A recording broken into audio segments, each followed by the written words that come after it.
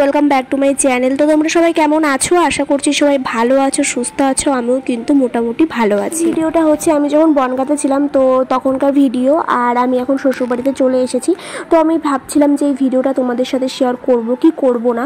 তো তারপরে যখন তোমরা কমেন্ট করলে যে দিদি তুমি যখন ওই বাড়িতে আছো তাহলে একটা ভিডিও দাও, তো তার জন্য কিন্তু আমি ভিডিওটা শেয়ার করছি। না হলে এই ভিডিওটা কেমন বলো তো, মানে আজকের একটু ভিডিও ক্লিপস আছে, কালকের একটু আছে, তার আগের দিনের আছে, মানে এরকম, মানে কি বলবো, এর জন্য ভাবছিলাম যে ভিডিওটা আমি দেবো কি দেবো না।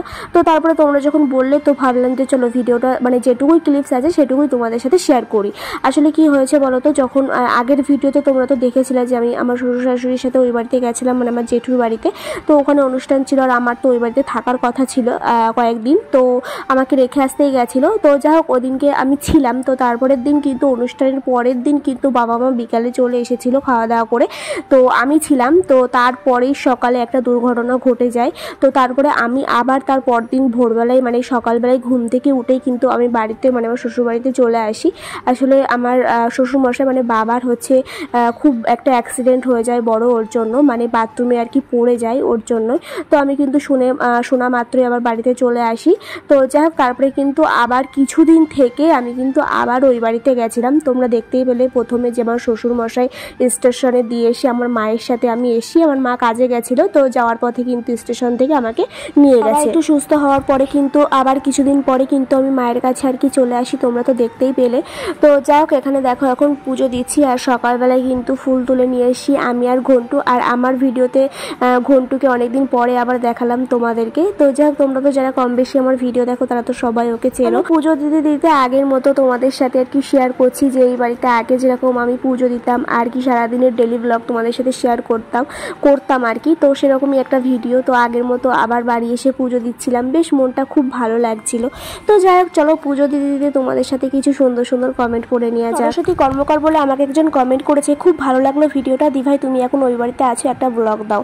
হ্যাঁ, তার জন্যই তোমাদের সাথে কিন্তু এই বাড়ির একটা ব্লগ শেয়ার করলাম। কি জানো তো, হয়তো এই ভিডিওটা খুব একটা বড় না, একদমই ছোট, মানে ব্লগ যেটুকু হয় তার থেকেও ছোট, তবু তোমাদের সাথে শেয়ার করলাম। প্রথমে ভিডিওটা এতটাই ছোট হয়ে যাচ্ছে যে শেয়ার করতে ইচ্ছা করছিল না, তবু ভাবলাম যে যেটুকু ক্লিপস আছে তো সেটুকু তো একটা ভিডিও করে রাখলে স্মৃতি হয়ে থাকবে। তো তার জন্য কিন্তু আমি ভিডিওটা আর কি শেয়ার করলাম। কি জানো তো, এই বিয়ের পর যখনই আমি এই বাড়িতে আসি না কেন, আমার না সত্যি কথা বলতে ওই ভিডিও করার কথা একদমই চিন্তা মানে মাথার মধ্যে আসে না। আমার সবসময় মনে হয় যে একটু ঘুরবো, একটু সবার সাথে একটু গল্প করব, এইরকম একটা মনে হয়। ভিডিও করার কথা না তো মাথায় আসে না, নিজের মতো নিজে থাকি, এটাই একটা আলাদাই শান্তি, তাই না? একটা কথা কি জানো তো, মানে বাবার বাড়ি যতই যা হোক না কেন একটা আলাদাই শান্তি, এটা প্রত্যেকটা মেয়ের কাছে, যতই শ্বশুর বাড়ি ভালো হোক না কেন আর যাই হোক না কেন। যাই হোক এই ভিডিও ক্লিপসটা হচ্ছে যেদিনকে আর কি মা বাবা ছিল আর কি অনুষ্ঠানের পরের দিন, তো সে তখনকার ভিডিও। তো দেখো এখানে রান্না বান্না করেছিলাম, মাও করেছিল আমিও করেছিলাম। তো মা যেহেতু মানে আমার শাশুড়ি মা যেহেতু নিরামিষ খান, তার জন্য একটা পুঁই শাকের তরকারি আর তার সাথে পনিরের তরকারি করা হয়েছিল। আর বাবার জন্য করা হয়েছিল কাতলা, দই কাতলা, তার সাথে চিংড়ি মাছের মালাইকারি, ইলিশ মাছ, সর্ষে ইলিশ আর খাসির মাংস। তো যাই হোক তারপরে তোমাদের দাদাভাই একটু ফোন করেছিল, তো ওর সাথে একটু বকবক করছিলাম আর কি। মা বাবা কিন্তু দুপুরবেলায় খাওয়া দাওয়া করে বিকেলবেলায় বেরিয়ে গেছে। মা জানা বলে আমাকে একজন কমেন্ট করেছে, তোমার বরের নিজেরা কয় ভাই বোন বুনু? তো ওরা হচ্ছে 2 ভাই। তো আমি আগের ভিডিওতেও বলেছিলাম। প্রশান্ত বলে আমাকে একজন কমেন্ট করেছে, তোমার শ্বশুর বাড়ি কোথায়? আমার শ্বশুর বাড়ি হচ্ছে হাবড়াতে। রিমা রয় বলেছি, হাবড়া কোথায় বাড়ি দি ভাই? হাবড়া রাঘবপুর বলে একটা গ্রাম আছে, তো ওখানে। তারপরে কিন্তু বিকেলবেলা একটু বেরিয়েছিলাম আমার একটা ভাই আর ঘন্টু। তো বিকেলে আগের মতো একটু ঘুরে বেড়াচ্ছিলাম, বেশ ভালোই লাগছিল। তো দেখো রাস্তায় যেতে যেতে একটা ফুচকার দোকান দেখলাম, তো ওদেরকে বললাম যে ফুচকা খাবি? তো ওরা সবাই বললো যে হ্যাঁ খাবো। আর সত্যি কথা কি জানো তো, আমার না বিয়ের পরে ফুচকা না আর মানে খেতে ভালো লাগে না, কেন জানি না। তো যাক রাস্তায় যেতে যেতে এই কাশফুল দেখতে পেলাম, তো ওরা আবার বায়না করলো যে কাশফুল নেবে আর কি। তো ওদের জন্য আবার কাশফুল এনে দিলাম। কাশফুল মানেই তো শরৎকাল, দুর্গাপুজো। তো যাক ছোটবেলায় কিন্তু আমরা ওই কাশফুলের জন্য পাগল ছিলাম, আমি তো ছিলাম, কিন্তু বড় হওয়ার সাথে সাথে না কোথায় যেন সবকিছু হারিয়ে যায়।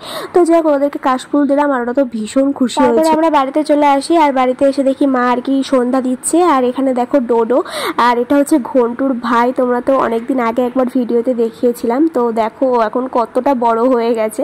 তো দেখো এখন ভিডিও আমি অন করেছি কিভাবে ভিডিওর দিকে তাকিয়ে আছে। আর তারপরে কিন্তু মা এখানে সন্ধ্যাবেলায় চা করেছিল। অ্যাকচুয়ালি কি বলতো, আমার ওই বাড়িতে থেকে থেকে না চার নেশাটা হয়ে গেছে আর কি, যেটা আমি আগে খেতাম না। এখন কিন্তু সন্ধ্যেবেলায় হলে, সকালে না হলেও হয়, কিন্তু সন্ধ্যেবেলা একটু চাচা মানে মনটা একটু চাচা করে। তো যাই হোক, এখানে দেখো একটু চিকেন পকোড়া বানিয়েছিলাম, তার সাথে হচ্ছে একটু দুধ চা বানিয়েছিলাম, সবাই মিলে একসাথে কিন্তু খেলাম আর কি। তো ভীষণ ভালো লাগছিল। যাই হোক, আমি কিন্তু ওই বাড়িতে এক সপ্তাহ মতো ছিলাম। তো আজ হচ্ছে আমার শ্বশুরবাড়িতে চলে যাচ্ছি, ছুটি শেষ আর কি। তো যাই হোক, এটা আসার আর কি বলবো।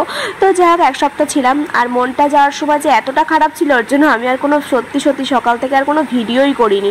তো যাই হোক, ট্রেনে একা একা বসেছিলাম, ভালো লাগছিল না বলে একটু ক্যামেরাটা অন করেছিলাম, তো একটু ভিডিও করে রেখেছিলাম। তো সেটাই তোমাদের সাথে শেয়ার করলাম। আর মনটা এতটাই খারাপ লাগছিল, তারপর তোমাদের দাদাভাই একটু ফোন করেছিল।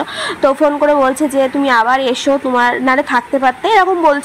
তো যাক, বাবা ফোন করে বললো যে বাড়ি এসো, বাড়িটা ভালো লাগছে না, ফাঁকা ফাঁকা লাগছে। তো যাক, তার জন্য কিন্তু আমি আবার বাড়িতে চলে এসেছিলাম আর কি। আর কিন্তু মায়ের জন্য বড্ড মন খারাপ লাগছিল। আসলে কি জানো তো, এতটাও খারাপ লাগতো না যদি আমার মায়ের পাশে আরেকজন কেউ থাকতো।